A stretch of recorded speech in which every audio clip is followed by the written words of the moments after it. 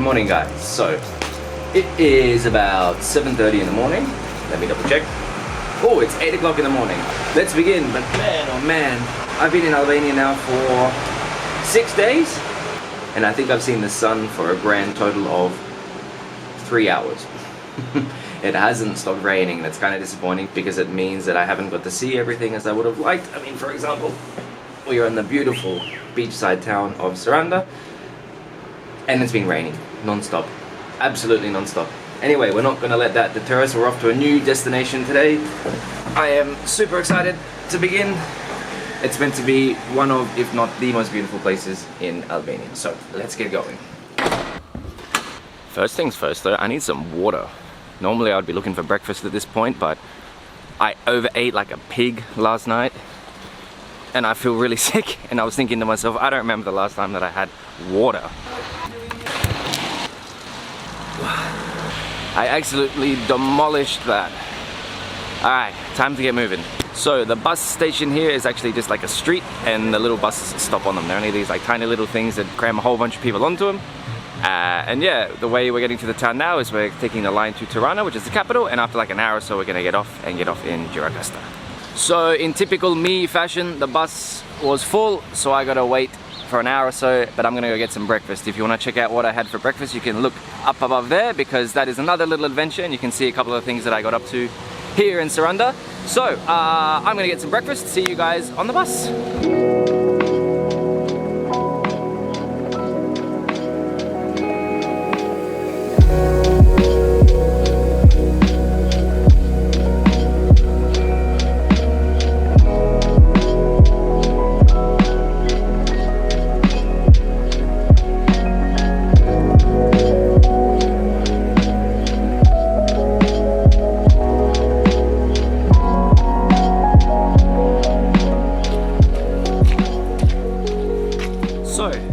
I finally made it.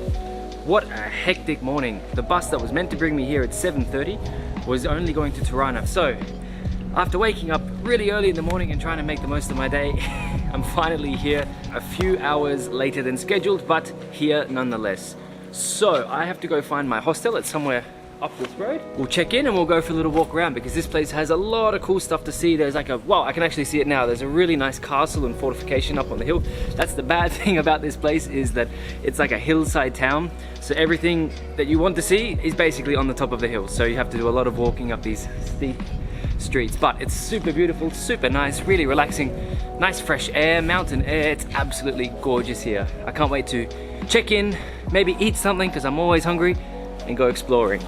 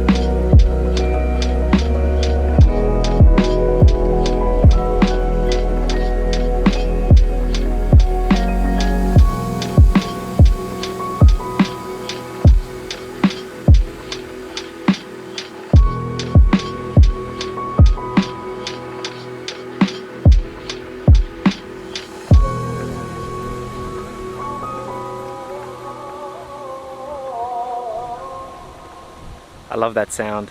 The old town is just beautiful. The colors are absolutely unreal. All of these nice lush greens, the browns coming from the buildings, all of these earthy tones. This is the most picturesque place I have seen in a long time. I was a little bit disappointed for the weather in the other places, Saranda and Vlora, and I hope it doesn't rain. It's gonna spit a little bit. I think I can kind of see it in the distance heading this way, but I definitely prefer this place with all of these shades of grey to contrast all of these beautiful colors. This place is the most beautiful place I've seen in a long time.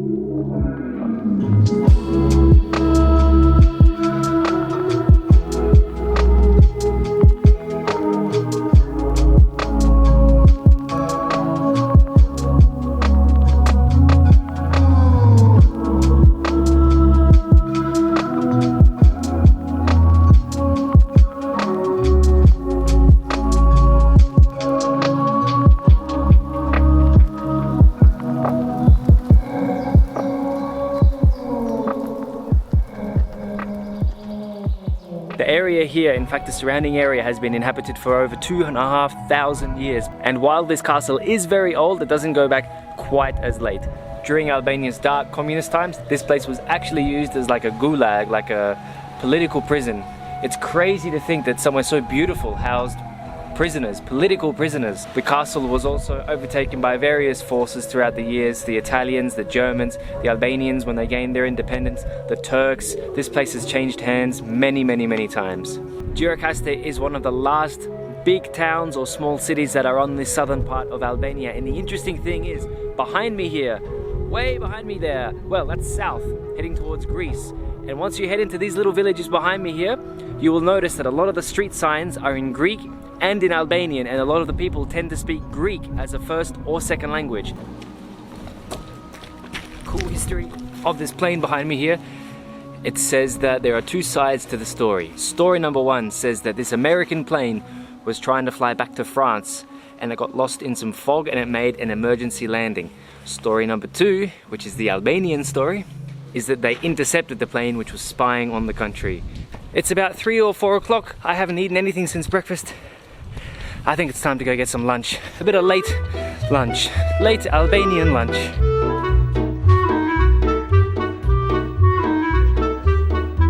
As is tradition here, as I do everywhere that I go, I order a little glass of raki. It's nice. I think she makes it at home. She said it was good. It is good. Fish, salata, çiftçi. First little entree plate, I told her that I wanted some like grilled meat, and of course I got the little village salad, which is just like a cucumber, some tomato and some nice cheese. Oh, I'm starving. And she's brought me some çiftçi, which I don't actually know what it is, but it looks nice, and she recommended it, and she's cooked it fresh. It's like this fried little rice patty. I think it's got egg and like vegetables or maybe spinach on the inside. Wow, it looks absolutely delicious, and it's nice and hot and fresh.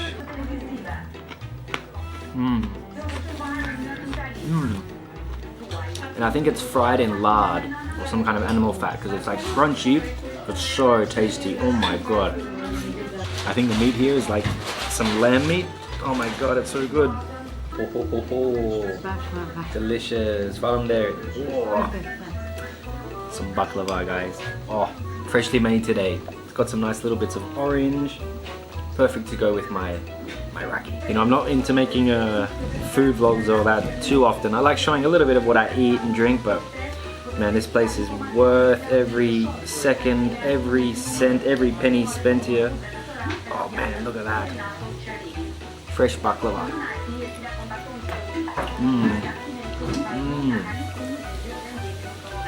Really good.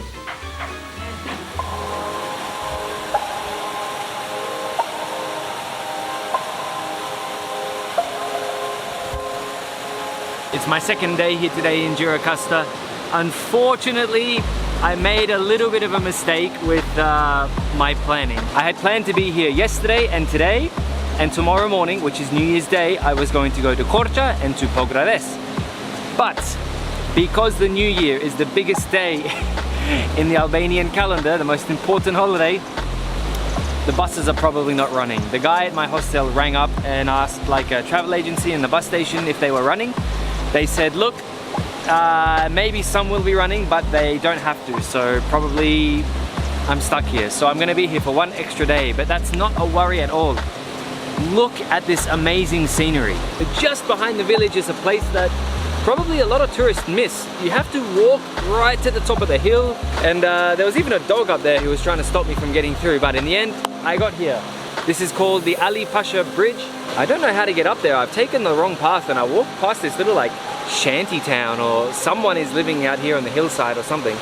But absolutely gorgeous scenes. What a beautiful place. And I can't get over the color of this water. It's like a crystal clear turquoise color. In the summer, I would be in that water in a heartbeat, and it's really cold. I touched it before and it's coming straight from the mountain. I think this is just all rainwater. Wow.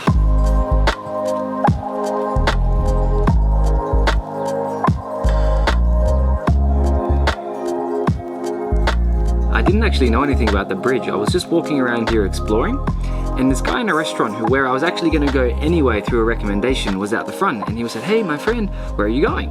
And I said, "Oh, I'm just going for a walk." And he said, "Oh, are you going to the bridge?" And I said, "Oh, what bridge?" And he's like, "Come, come, come." And he pulled out this map, and he said to me, "Look, there's this big bridge here.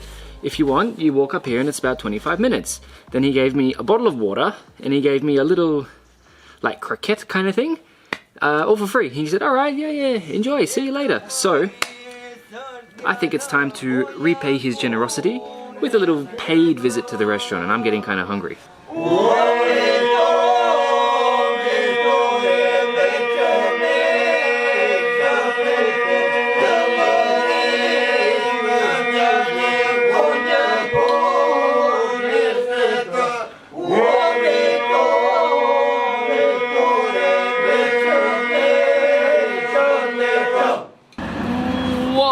What a fantastic meal. I wasn't expecting that much food. I've had to take some home in a doggy bag. And when I was looking at the prices, I thought to myself, it seems kind of expensive, but not so expensive that I couldn't pay, but just expensive for Albania.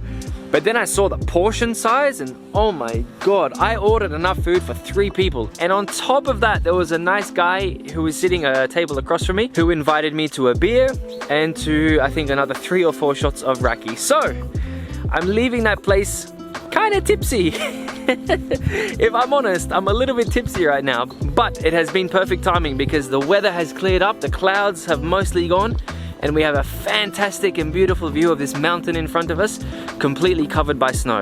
Well, the top is covered by snow anyway.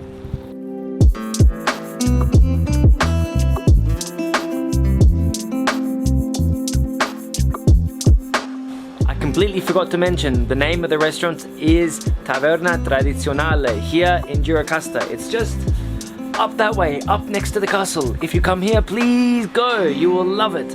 It doesn't matter where I am in the world, one thing comes before everything else. Come on, you Reds. G'day, oh Jesus Christ. G'day, good morning guys, Happy New Year. It's New Year's Day here today. So, as I mentioned before, I kind of messed up with my timing and scheduling of things, so I'm kind of trapped here today. But not to worry because the rain has stopped. I don't think it's forecast to rain today, and it's kind of nice and foggy, and it's a really good day for photos and videos. So what I'm going to do today is head away from the old town, which is up that way somewhere, and I'm going to head down that way behind me, not into the wall, and just check out some of the new parts of the town. Hopefully we get some cool aesthetics. Maybe we'll get to see some other old communist era statues and monuments and stuff like that. I did see down the bottom that there was some old, like, abandoned looking warehouses or something, so maybe I can get around and explore those. And there's a cool bridge, I think it's only like 2 or 3 kilometers away, an old Ottoman era bridge which goes over the river. So let's begin our day, shall we?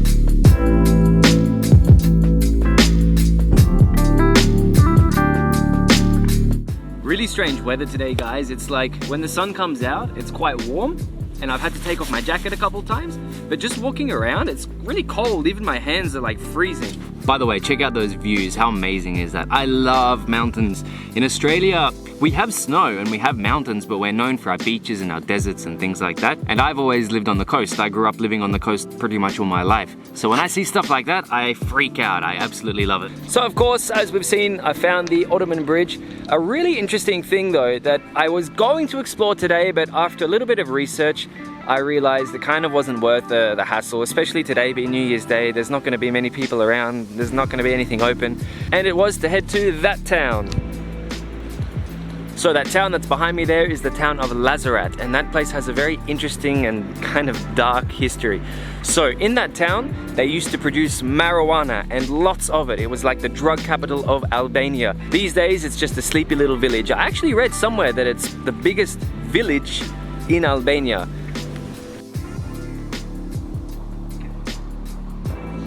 So I've come back to town and I'm heading up another long steep hill. I decided to play it smart this time because I realized that there are kind of two roads that lead up to my hostel. One is this really long steep road. It just is constantly going up, up, up, up, up, up, up. But if you follow this main road, it kind of slowly goes up and then it gets really steep. By the way, how nice is the door of this house over here? I really like these things. I don't know what it is. Everywhere I travel in Eastern Europe and, you know, the old Soviet Union, or for example here in Albania, which was under a fierce communist dictatorship, I just love finding their monuments. I love the aesthetics, plain grey and dark colours, and always with something red, like a red star or the red Albanian flag. I just think they look really neat. Well, ladies and gentlemen, that is the end of my 3 days here in Gjirokastër. Admittedly, I didn't do as much as I would have liked to have done. There is a Cold War tunnel with some old things to see, which is closed. Well, closed for the holidays, I suppose, and closed for coronavirus, and closed because it's winter, and closed because there's no other tourists, which is a shame because I really wanted to see that. There is the Ethnographic Museum, which is in this really old big house, which was actually the property of Enver Hoxha, the old dictator. He took a lot of the houses here for himself during his reign. And that is a house that he lived in, I suppose, for a while. He was actually born here in Gjirokastër, interestingly enough, so I guess he had like a certain kind of liking of the old houses or something like that.